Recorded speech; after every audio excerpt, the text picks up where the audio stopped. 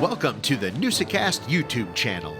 These Red Smith Banquet throwbacks are exclusive interviews of sports legends, powerful media personalities, and influential coaches.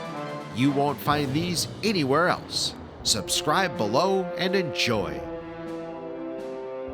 Well, folks, it's that time again, special time during the podcast where we have our Red Smith Sports Award Banquet Throwback. It's our chance to look back on the 57-year history of the Red Smith Banquet and all the Hall of Famers and broadcasters and sports personalities and characters that have graced our presence in Appleton, Wisconsin, typically in the third Tuesday in January. They'd come to the Paper Valley Hotel or the Country Air, and they'd tell stories. And they would receive awards and leave us laughing and just having a good old time. And in this particular throwback, 2019, not that long ago, although it seems like a long time ago, we didn't even know what COVID was in 2019 yet, and little did we know our lives would change. But in 2019, we went to the Paper Valley Hotel on a Wednesday in January, and Chichi Rodriguez was there. And any golf fan, you certainly know who Chichi Rodriguez is. And even if you're not a golf fan, I'm pretty sure you know who Chichi Rodriguez is. One of the very first, I would say, just personalities and characters on the PGA Tour. And he still carries that with him to this day. I mean, we laughed hard that night. I think he said hi to everybody that was in attendance. I'm pretty sure that happened. So why don't we sit back? Let's go grab our putter. Let's do a couple of olays around the living room, and let's listen to Chichi Rodriguez and enjoy a Red Smith Banquet throwback. Ladies and gentlemen, we are so proud to have with us the Shield Sports Nice Guy Award winner, World Golf Hall of Famer. Ladies and gentlemen, Juan Antonio Rodriguez. We know him as Chichi Rodriguez.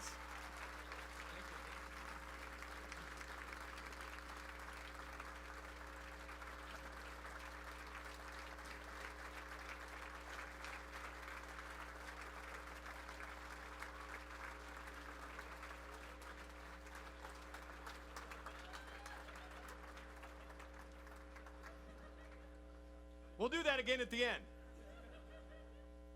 You can slay the bull again. Chichi, you okay sitting on that? I know those are...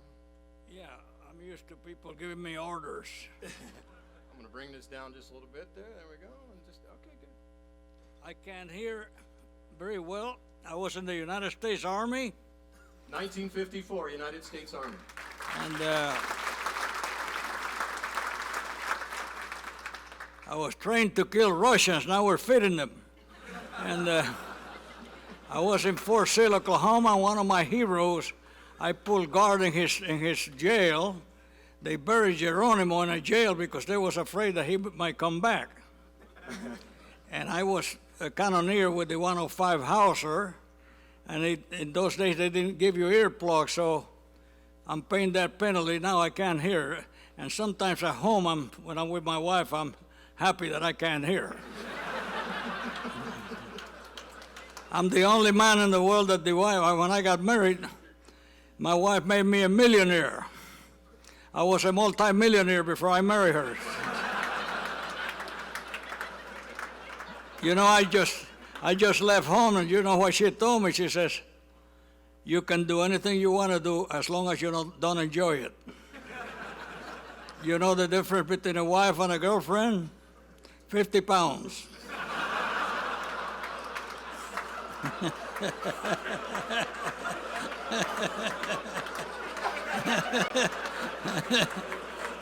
Ladies and gentlemen, welcome to the Skyline Comedy Club. It's good to laugh. Good to laugh, you know. You laugh.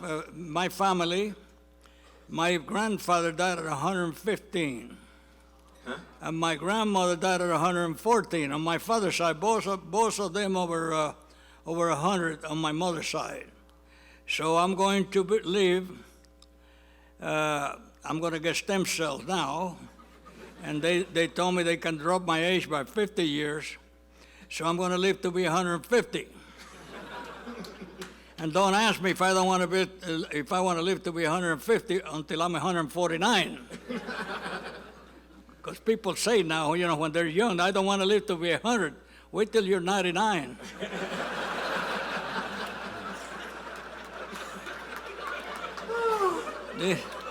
This guy was asking me here if I play golf, if I still play golf. And I'm getting so old, I don't even buy green bananas. And I hit the driver. I hit the driver, and I can hear the ball land. That's when you know you had it. Okay, Dave. When did you? Oh yeah. Oh, now he turns to me. When did you become Chichi? How'd that happen? When did they say, Juan Antonio? No, Chichi. Chichi. Well, I used to be a baseball player. Yep. I was a pitcher. That was your first passion, wasn't it? Yeah, I was a pitcher, and I went up to Double-A. I pitched the same team with Juan Pizarro, and in Class A ball, believe it or not, our pinch runner was Roberto Clemente. Yes. Roberto Clemente. Was our pinch runner in Class A. What a manager we had. What a genius. Chichi playing and Roberto Clemente pinch running. Oh, my God. And see, when I went in the Army, I bet you I could throw a baseball 100 miles an hour. When I pitched, the park used to get full of people because I weigh 117 pounds, and I could really bring it. Yep. And if you hit a home run of me, you better look down and do the bases like that. Don't come to home plate and celebrate, because the next time you're going to get hit. Yeah, oh yeah. So I go in the Army, and they say, who plays golf? I raise my hand. Who plays baseball? I raise my hand. So they say, okay, Mr. Rodriguez, Private Rodriguez. I never made it through private, although I'm a two-star general in the United States Air Force now, honorary. General McPeak gave me my second star. General John Conaway gave me my first star. And I went to the baseball park, which was on the way to the golf course. And I watched a guy named Darrell Spencer. Darrell Spencer hitting balls. And he was the first guy to play second base at Candlestick Park when the Giants moved from New York to San Francisco. I know more about baseball than golf, to tell you the truth. And you can ask me some question trivia in baseball. No, you keep going. That's quite all right. I like that manager for Milwaukee, man. Is he good? Wow, he's a genius. It takes one to recognize another.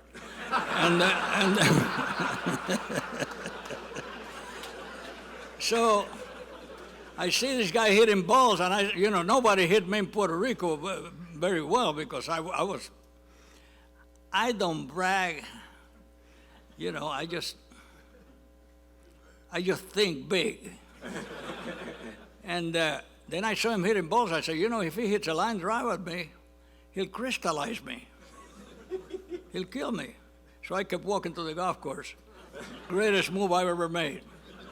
And one of the greatest moves I've ever made in my life was to go in the United States Army. I tell you one thing, they give you the next step, that new level where they take you from a teenager to being a man. And I'm a man. My dad gave me my first cigarette when I was 8 years old. Gave me a shot of rum, too. Rum makes everything better, too. He wanted a man. He got himself a man. I'm small, but I'm big in heart. Can I get this monitor here, by the way, too, so Chichi can see? Just so we make sure that monitor's available, because I have something coming up I want to show him. This one right here. If we can get that main monitor so he can see it, too. Yeah, there's Chichi again. What do you remember most about early competitions? I just remember that I looked like Tom Cruise. Look at that. Yeah.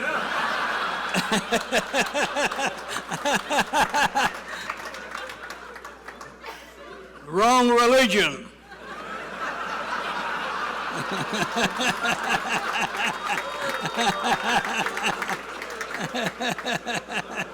Oh, Lord, I love life. Life is beautiful. When did the sword come out? When did you first do? Because you did Well, the hat first, right? You know what happened? When I was a kid, I was playing for 5 cents. 5 cents was a lot of money then because you could buy a pound of bread for 2 cents. Mm-hmm. And I had a 20-foot putt. I made the putt, and there was a toad in the hole. There was a toad inside the hole, and the toad hopped out, and there came my ball. I hate when that happens. And he says the rule is that the ball has to hit the bottom of the hole, and he was right. Mm-hmm. So I lost my 5 cents. After that, I started running and putting my hat over the hole when I made a putt. So, that didn't go over so well, did it? Yeah. So the commissioner of golf, he called me in New York, and he says, you know, some of the pros are complaining that you're damaging the hole when you do that, and I'm not telling you to stop. I'm asking you to do something else. So you adjusted? So I told him, I said, all these guys that are complaining are has-beens that never were. And I can probably beat all of them with a patch on each eye. So I was always cocky. No. Oh, yeah. So I went to my room and I started thinking, what should I do? I remembered that they had a bullfighter, and I don't like bullfighting because the bull has no chance. Yeah. And people tell me I'm full of bull. But anyway, you got it. So I said, why don't I become the bullfighter? And the hole is the bull. And then I stab the bull, and I take my sword, and as I'm going to put it back, I take out my handkerchief and dry out the blood, and then bingo, put the thing in there. And I did it, and that became my trademark. I want a clip here, if I could. We all remember a very popular television show from back in the 70s and 80s. Les Nessman. Turning to sports, winner of this week's Gulf Coast Golf Classic was Chai Rodriguez. Chai finished with a 9 under par score. If I would have saw him in person, I would have said, why did you laugh? I laughed when you came in. Hopefully, Mr. Rodriguez will play up to par in his next competition. Yeah, but you know, I never had a chip on my shoulder, so I took it as a joke, and I said, he can call me anything, just don't call me collect. I have one other clip, and it's a little embarrassing, but I want to play it here. You were on a show just a few years ago. Here's the shot.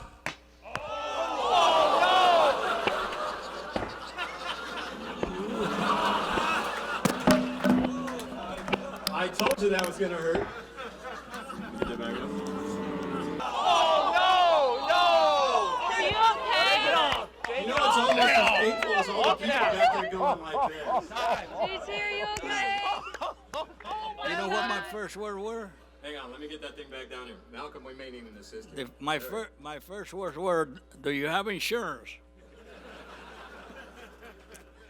Malcolm, we're going to just tweak this just a second. And my second question or statement was, I didn't know I was still alive down there.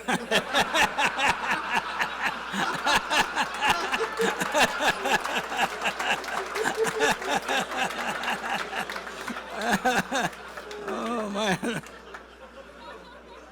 That's when they yell out, hole in 2. Well,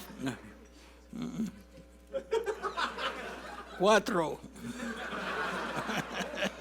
How pivotal was it that the senior/champions tour came along at the time you were playing? You know, it's amazing because the way that got started was I was playing golf in Puerto Rico with Pete Cooper, who was a senior. He was the best Florida player ever, native Florida. He was part Seminole, mm-hmm. And he was my boss. And I was his assistant pro. And we're playing with Nelson Rockefeller, Rusty Gilbert, Pete and I, and Pete had 67. And he says, that night I had Governor Rockefeller. The Rockefellers like my parents. Lawrence Rockefeller was the reason I'm where I have reached. Okay. Where I reach is because of Lawrence Rockefeller. And Nelson Rockefeller asked Pete, he says, how come you don't play the tour? He said, well, they won't, you know, he had that southern accent. He said, well, they won't let me use a golf cart. And Rockefeller said, what do you mean they don't let? And I said, Governor, he never wanted to be called vice president. Okay. You call me governor or you call me Nelson. And you don't know, but most of the Rockefellers got dyslexia. And we used to play, and he'd start adding the numbers. He goes 4, 10, 16, 16, 16. Here's Chichi, you know the handicap we have. He told me that one day, and I had the card, and I said, Governor, you know, you Rockefellers, the problem you have is not that you have dyslexia, it's that you don't see numbers that don't have a bunch of zeros on the right. He said, well, I never knew about that. So I told him, I said, well, I want to form this tour called the Champions Tour, because we're getting older and we draw all the crowds and the younger guys get the money. I said, Frank Sinatra won't do that. He said, well, how much money you need to start something like that? I said, well, we need $10 million. He said, well, you got it. You got the $10 million. Get your manager, Eddie Elias. You know my manager. Get him on the phone right now and tell him to get to work on this right away. So I call Eddie. I say, Eddie, Governor Rockefeller wants to give us $10 million to start the Champions Tour. He says, okay, I'll go to work on it. Well, that night, when we were having dinner, they were talking about, see, Nelson, he was in politics. He was a Republican, then he changed to a Democrat, right. And then he was giving a speech, and this guy gave him the finger, and Nelson gave him the whole hand back, and he quit politics. So he couldn't sleep at night very well. So he had this lady, young lady, and she and Happy were talking about this. They were talking about it, and how they have bought this condo for this young girl so Nelson could work at night in the book of his art. And he gave me some of his art. I have some of his art. Oh, nice. And I'm an art collector. Mm-hmm. Yeah. And then, as we're going to start the tour, he gets a heart attack and he dies. And he dies with that girl, and the press made it look like he was doing bad things with that girl, but they were talking about her at night, and you know, I know for a fact that nothing happened. And then I went to an oil man from Dallas, Texas, named Bob Albritton, and he kept fiddling around, and he decided not to do it. And then there was this friend of Julius Boros. What a memory I have, huh? Oh, yeah. You haven't seen nothing yet. Wait till you see mine. Wait till I'm 150. And he says, I have a friend of mine. Julius had a friend that had a friend named John Hiddleston, who was a guy from Seattle, Washington, and he came in, and I was a bartender at 12. At 12? 12 years old, I was a bartender, yeah. I done it all, man. And I was poor. I was poor, you know. I had a sign. I had a sign that said "Made in Taiwan." So Hiddleston came and met with all of us, and I noticed he was an alcoholic. I said, "This guy's not going to do anything." So Dean Beeman, who was the commissioner of the tour, he heard about it, and he came and met with us, and we said, "Okay." But then, you know, I had a friend that was the president of the Chase Manhattan Bank named Dick Boyle. And David Rockefeller used to own the Chase Manhattan Banks. And he says, you know, I got a piece of land in Jacksonville that I'm willing to give away. I say, how much you want? He said, $1. So I said, that's what the whole TPC and everything is. So I called my manager, Eddie Elias. I said, Eddie, talk to Dick Boyle. He gave us this land for $1. You know, people don't know this in the United States, because the only credit I get, is for bringing the roaches to the USA. So Dean Beeman got the land. Beautiful. So he says to me, he says, why don't you and Gary Player, we go and see Governor Childs and tell him that what we're gonna do there. So Gary and I flew with him, and he met with Governor Childs, and Governor Childs gave us $50 million to start the project. And that's where that whole TPC. And guess what? Hey, guess who does the commercial for the Hall of Fame? Gary Player. Me? Nothing. As we kind of finish up, I know you met with some kids today, and kids are extraordinarily important to you because you have a school in Florida that is amazing. Yeah. Tell us about the school. Well, that started in a kids' detention center. Mm-hmm. I get this guy named Bill Hayes, tall guy, about 6'4". He comes to me. I'm playing at the golf tournament. I was the defending champion. It's a mixed team championship with a woman, and he says, I heard you're good with the kids. I say, I'm the best with the kids. He said, well, can you give me your autograph? I say, yeah. He said, this is one of my kids. Kid named Danny, real small kid. He says, I run a kids detention center here. I bet you don't come and talk to him. I say, I do better than that. I'll do a golf clinic for them. And if you have a baseball park, I'll do the golf clinic there. And then I'll stay with them and have dinner with them. And I'll buy them some ice cream.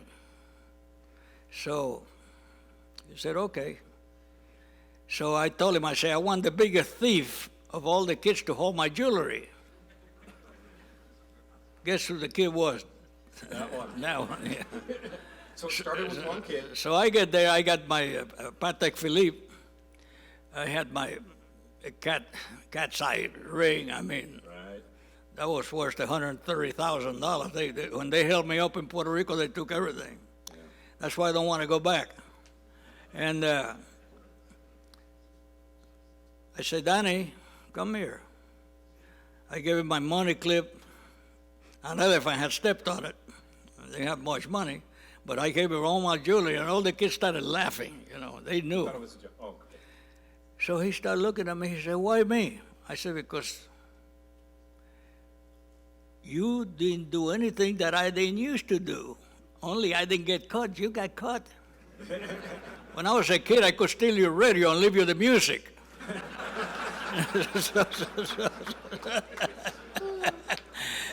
So I gave the clinic.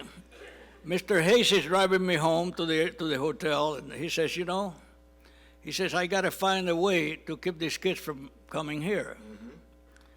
So I said, what do you got in mind? He says, I want to do a foundation with your name. I told him one condition, nobody makes money. So he said, okay. He says, I got this old car. So I say, I got $1,000. I sent him a $1,000 check. I said, here. So I figured he's going to save a couple of kids. And that would have been okay with me. So I'm playing golf with Lawrence Rockefeller, Leonard Firestone, and Raymond Firestone. Wow. In Puerto Rico. Yeah. At the hotel that Lawrence Rockefeller built. Okay. So we play 9 holes, and Lawrence says, let's go have lunch. So we're sitting lunch. He said, Chichi, what have you been doing lately? I said, this happened to me. He said, it did? I said, yeah. I can't.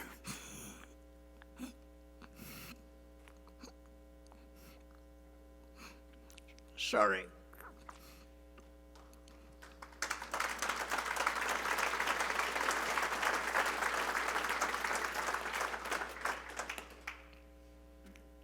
So he says, Raymond, 25,000. Leonard, 25. Me, 25. Get that thing going. we took about 20 more kids out of the jail and put them in the school. Anyway, my school, my kids respect the flag. They pledge allegiance to the flag every day. We have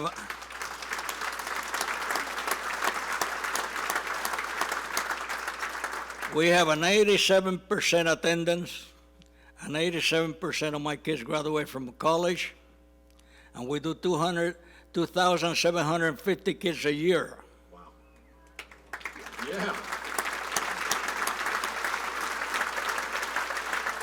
No federal money. We don't want no federal money. We raise money like you do here. All of you should be very, very proud what you do here tonight. The kids are the future. They need your help. You know, when I opened the school, we went to Mrs. Kelly. Mrs. Kelly was the mayoress of the town. And I always believed that women should be the leaders, because a woman carries us 9 months. She has pain. We have fun while we make the kid, but she has to carry. So they have a better understanding of us humans. And we asked her for that school for the golf course. It was a par 3 course, and she says, "I give you the golf course for $1 a year." Well, I found out that the golf course was losing $45,000 a year. So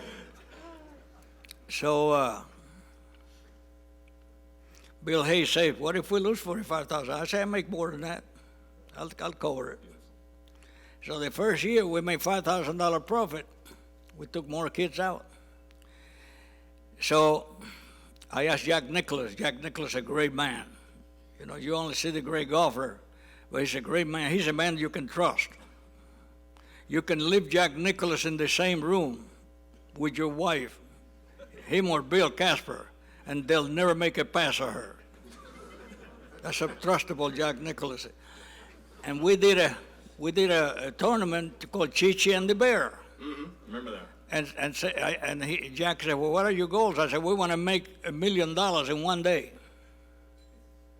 Jack said, "Well, we can do it." So another Irishman, Tom Daly, we had made $873,000, and I showed up to this par 3, and I said, "Tom, you're going to make a hole in one here." He says, "I never made one. If I make one, how much are you short?" I said, "We're 137,000 or 127, whatever it was, short." And he says, "If I make the hole in one, I'll cover it for the $1 million." Yeah. And he hit the ball. I say, "It's in the hole." Bam, right in the hole. Yeah. So we made $1 million, and we spent $10,000 doing $1 million. Beautiful. And then the foundation got started, and it's still going. My kids are number 1 in mathematics and science and English in the whole state of Florida. We. On that, Chi-Chi, I think we need to wrap, but I think we could go for another half an hour, but I think we have other guests we need to bring up. Chi-Chi, it's been a delight. I don't think they want me to go.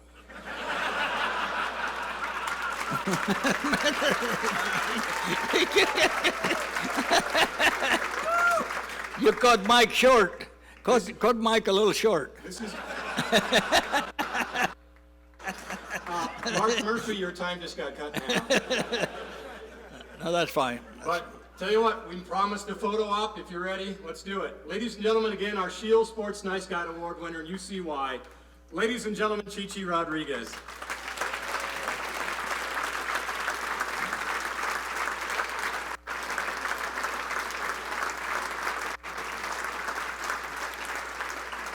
Remember this philosophy: if you want it all, you'll never have enough. It's better to live like a millionaire and die poor than to live poor and die a millionaire. And if you don't share, you'll always be poor. And when you die, what you take with you is what you leave behind.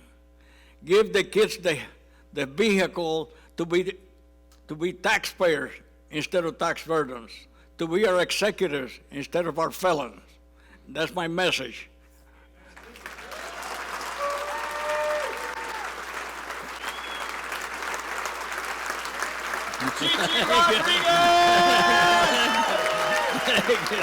Thank you. Fantastic, Chichi. Fantastic. God bless you. I don't know if you're doing it. Right off over this way. Yeah. Take a picture too. Please subscribe to this channel, give this video a thumbs up, and hit that notification bell so you get notified when we post another great episode or interview. Download the podcast on Apple Podcast, Spotify, or wherever you get your podcasts. Thank you for your support.